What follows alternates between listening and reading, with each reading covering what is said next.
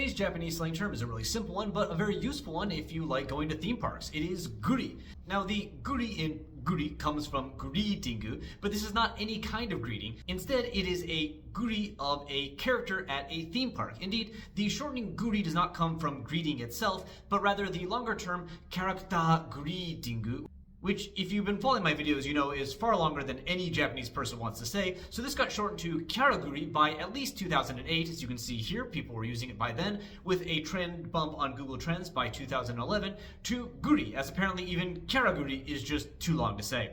So while guri is a greeting, it is specifically a greeting that is done to a character at a theme park or to any kind of similar mascot. At least like 99% of the time, putting that 1% aside for now. Indeed, shockingly to me, I looked and I looked and I looked, I even searched guri plus oshi or guri plus idol, and I could not find anyone using guri to just mean meeting an idol. This is a term used for going to see a mascot character, especially at a theme park. It is easily verbed in forms based on guri suru, and while because guri just appears as part of other words, it's hard to search for to find the start date, I can state definitively that people were verbing guri online by at least 2011, as you can see from this long list here.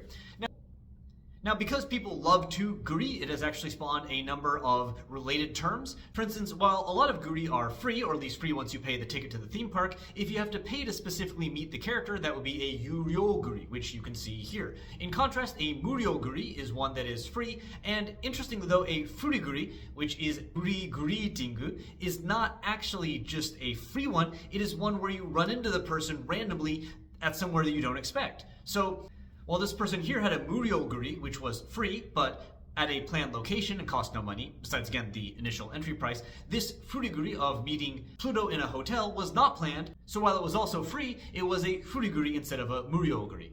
There's also ameguri, which is when rain falls, hence the ame, and a lot of characters gather in one location under a canopy or in a part of the theme park that has a roof, so it is much easier to meet them, and in this case, because they're all kind of mingling, you could apparently get selfies and stuff a bit easier. A kaien guri then happens just as the gates open, so you're one of the first people to get the photos and tend to get ones without a lot of random people in the background.